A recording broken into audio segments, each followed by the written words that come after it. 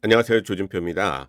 이번에는 인천 글로벌 캠퍼스에 있는 겐트 대학 학생들이 졸업하고 어떤 진로를 갖게 되는지 알아보도록 하겠습니다.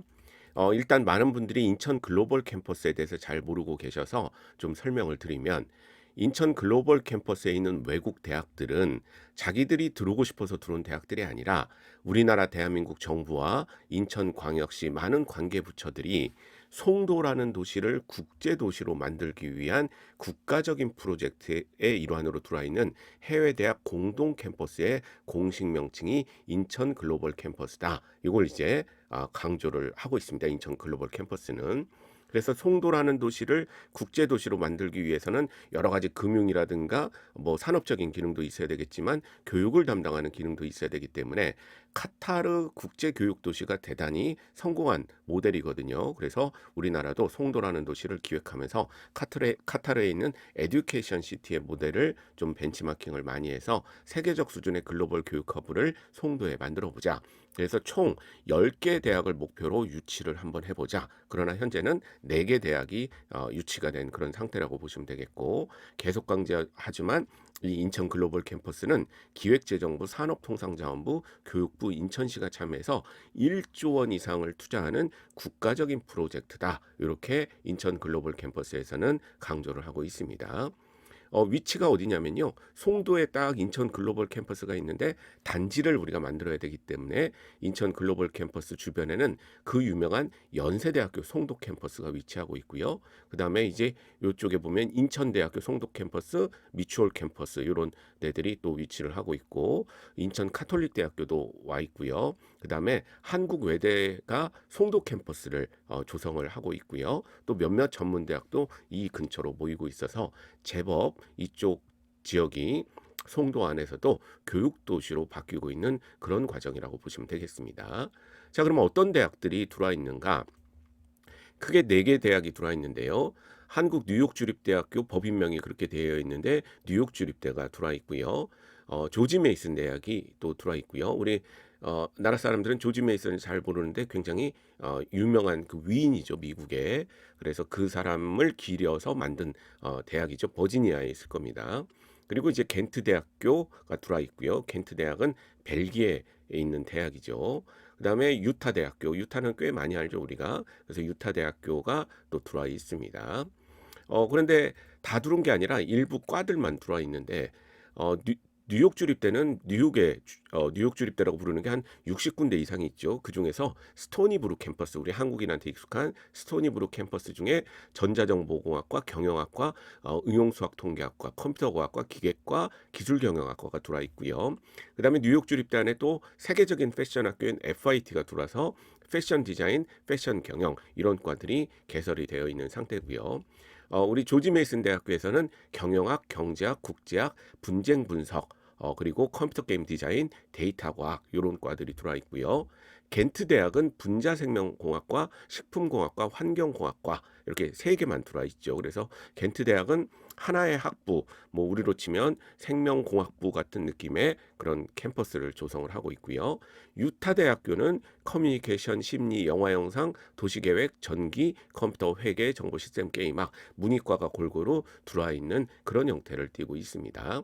이 4개 대학 중에서 다른 대학은 약간 종합대학 성격으로 과가 많으니까 일단 어디를 다뤄보느냐? 겐트 대학. 우리 겐트 대학은 지금 분자생명, 식품, 환경 이렇게 들어와서 우리나라도 잘하면 하나의 학부로 묶을 수 있는 그런 사이즈이기 때문에 오늘은 겐트 대학교를 졸업하면 어떤 진로를 하고 있는지를 알아보도록 하겠습니다. 일단 한국인한테는 익숙하지 않은 대학이기 때문에 좀 설명을 드리면, 겐트 대학은 1817년에 벨기에에 설립된 종합대학이고요. 11개 단과대학에 230개 학과, 그리고 재학생 4만 7천 명, 교직원 1만 5천 명이 있는 굉장히 큰 대학입니다. 벨기에 안에서는 생명과학과 공학 쪽에 대표하는 국립대학이라고 보시면 되겠습니다. 학부에서는 대학생들은 네덜란드어, 벨기에는 여러분들 공용어가 네덜란드어인 거 아시죠? 네덜란드어, 프랑스어, 일부 독일어 이런 것들이 공용어로 사용되고 있는데 벨기에에서 이제 학부는 공용어인 네덜란드어를 사용하고 있고 석박사는 유럽이기도 하고 유럽에서도 전역에서 보이기도 하고 뭐 저기 아시아나 미국 쪽에서도 올 수가 있으니까 영어로 수업을 하는 그런 대학이라고 보시면 되겠습니다. 그리고 이제 생명 쪽이 굉장히 강하기 때문에 생명 분야에서 왜 랭킹 매기는 그런 어, 사이트들 가보면 굉장히 높게 랭크가 되어 있는 그런 대학이라고 보시면 되겠습니다. 겐트 대학의 교육 과정을 보시면 우리 송도에 있는 겐트 대학은 어떻게 이제 교육 과정을 운영을 하냐면요. 1, 2학년 때는 공통 교육 과정을 운영을 합니다. 그래서 과학 기술에 관련된 기본 뭐 생물이라든가 정보학이라든가 수학이라든가 물리, 생화학 이런 것들을 공통으로 가르치고 그다음에 또 의사소통 그리고 인문학적 소양을 키우기 위한 그런 과목들을 1, 2학년 때 가르치게 되는 거고요. 그리고 2학년까지는 공통으로 배우다가 3학년 올라가면서 전공을 정하게 되어 있습니다. 근데 그 전공이 세 개가 있죠. 분자생명공학, 식품공학, 환경공학 이렇게 세 전공이 있는데 3학년 올라가면서 이걸 정하게 됩니다.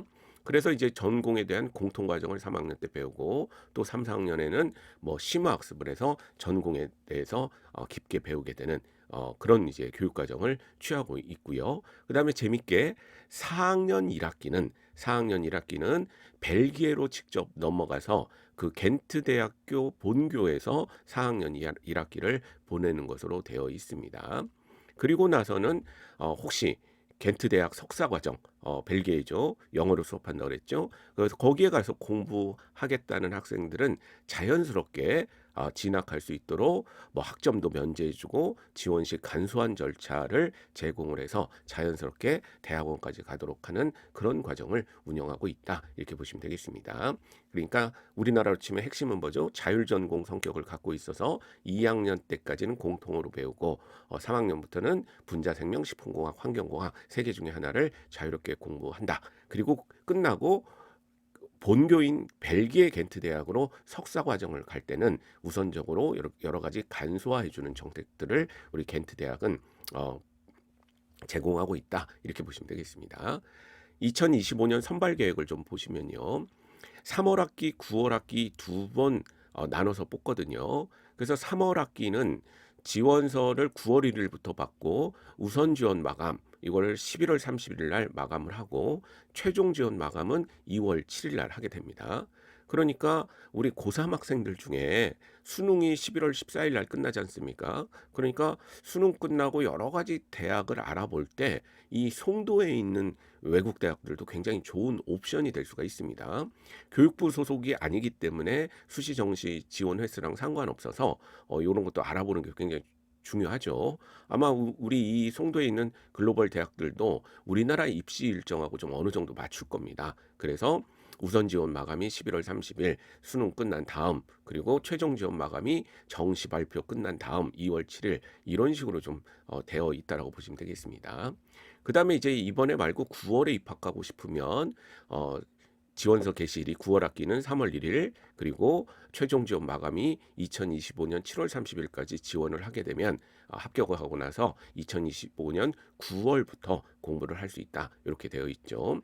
모집 정원은 총 225명 안에서 선발을 할 계획을 갖고 있다. 적은 숫자는 아니라고 보여집니다. 왜 225명이면 켄텍보다도 더 많은 거고요. 한국전통문화대학교보다도 더 많은 숫자가 되는 거니까 뭐 이렇게 아주 적은 숫자는 아니다. 이렇게 보시면 되죠. 우리 포항공대가 300명대인가 그렇죠. 그렇죠? 그러니까 적은 숫자는 아닙니다. 전형이 두 가지가 있는데 일반 전형과 고교장 추천 전형 이렇게 되어 있는데요. 일반 전형과 고교장 추천 전형을 한마디로 말씀드리면 일반 전형은 겐트 대학교에서 제공하는 온라인 시험을 통과를 해야 됩니다. 그죠? 그게 이제 차이가 있고요. 고교장 추천 전형은 그 온라인 시험을 안 봐도 되는 그런 전형이라고 보시면 되겠습니다. 이게 왜 나눠놨느냐? 제가 보기엔 아주 명확할 것 같아요. 예를 들면 꽤 높은 내신이야. 2, 3등급 나왔어. 2, 3등급 나왔는데 영어에 살짝 자신 없어. 그렇지만 이 친구는 되게 성실한 친구가 되겠죠. 뭐 학점이 높고 낮다고 해서 성실 비성실은 아니지만 나름 열심히 한 친구겠죠. 그렇죠? 그래서 요런 친구들은 학교에 추천을 받으면 교장 추천으로 좀 내신이 높으니까 그걸로 아이의 성향을 다 알 수 있다면서 합격할 수가 있는 거고요. 그다음에 이제 성적이 내신이 좀 안 좋을 수도 있죠. 5등급이나 6등급 이렇게 되게 되면 대학에서는 고민이잖아요. 지원해줘서 고마운데 와서 우리 교육과정을 따라갈 수 없을 수도 있기 때문에 적어도 이 정도 문제는 푸는 5, 6등급이면 고려를 해보겠다. 여기서 제가 말하는 5, 6등급은 그냥 뇌피셜로 말씀드리는 겁니다. 실제 커트라인이 그렇다는 게 아니라. 그래서 이 일반 전형은 자기가 성적이 좀 낮지만 너네 학교 가서 충분히 공부할 자격이 된다라는 것을 대학은 인정하고 학생도 도전하는 그런 전형이 일반 전형이라고 보시면 되겠습니다. 온라인 시험을 보느냐 안 보느냐 요 차이라고 이해하시면 되겠고요. 요즘은 제가 듣기로는 성적이 많이 올랐다라고 들었거든요. 인기가 있어서. 그런데 아마 3, 4등급 뭐 요 정도에서 많이 결정되지 않을까 그렇게 생각을 하고 있어요. 이건 2023학년도 입시 결과를 그 겐트 대학에서 설명회 자리에서 얘기한 건데요. 이미 우리 겐트 대학은 들어오는 학생들을 보니까 특목자사고에서 이미 37% 학생들이 들어오고 있다. 그리고 일반고에서 45% 정도가 들어오고 있고 해외 고등학교나 외국인 학교에서 12%, 검정고시 통한 학생들이 6% 정도 들어오고 있어서 우리 전체적으로는 내국인 아이들이 많이 지원을 하고 다니고 있는 그런 학교다. 이렇게 이제 설명을 하고 있습니다. 특목고 자사고가 벌써 37% 정도 된다라는 것은 그 안에서 성적이 나름 노력을 열심히 했지만 내신이 좀 안 나왔을 때는 어설픈 대학은 가기 싫고 이런 데 한번 과감하게 도전하는 친구들이 늘고 있다. 이런 얘기를 하더라고요. 그래서 점점 입결은 높아지는 추세다. 이렇게 이해하시면 되겠습니다. 겐트 대학교 학생들의 졸업 후 진로에 대해서 알아보도록 하겠습니다. 학교에서는 2018년도부터 2024학년도까지 졸업생들이 무려 92%의 취업률을 보여주고 있다라고 밝히고 있고요. 물론 교육부에서 공시하는 취업률 계산하고는 좀 다르고 자체적인 그런 취업률 계산인데 2024년까지 몇 개년간 누적했더니 92% 취업률이다. 이렇게 되어 있고요. 전체적으로 겐트 대학을 졸업하게 되면 35%가 학부 졸업하고 취업을 하는 거고 대부분이 65% 정도가 대학원을 가는 그런 성향을 보이고 있다. 이렇게 밝히고 있습니다. 이건 의미가 여러 가지가 있게 되는데 약간 자연과학성의 그런 과들은 대학원까지 석사과정까지는 많이 갑니다. 왜? 학부 과정이 참 바쁘거든요. 이 기라성 같은 선배 연구자들이 해놓은 것만 따라가기도 쉽지가 않기 때문에 본격적인 연구는 석사까지는 좀 해야 어느 정도 할 수가 있어서 자연과학대학의 대학원 진학률이 좀 높은 편인데 그걸 따르는 경향도 있고요. 또 명문대일수록 공부를 좋아하는 학생일수록 대학원 진학률이 높게 되는데 우리 또 겐트 대학은 학구적인 분위기가 계속 이어지고 있기 때문에 이런 높은 대학원 진학률을 보여주고 있지 않느냐 이렇게 생각을 하고 있습니다. 자, 그럼 취업은 어디로 하는가? 대학에서 밝힌 자료를 보면 삼성바이오, 얀센, SK바이오 사이언스, 한미약품, 그다음 베링어 인게라임, 그다음에 henkel, 로레알 뭐 이런 글로벌 기업들에 잘 취업을 하고 있다 이렇게 자랑을 하고 있고요. 또 각종 여러 가지 바이오 관련된 생명 관련된 회사에 우리 학생들이 잘 취업하고 있다 이렇게 밝히고 있고요.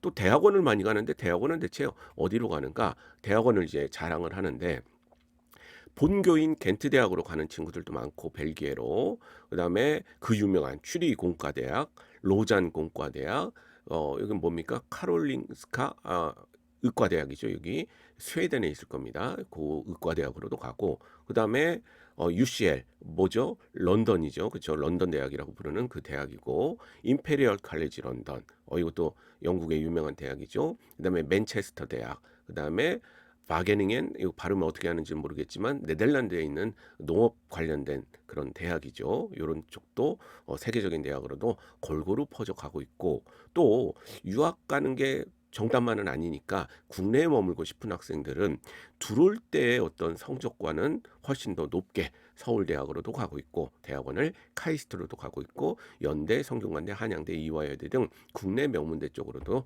대학원을 많이 가고 있다. 그러면 이번에는 모두가 궁금해하는 학비에 대해서 좀 알아보도록 하겠습니다.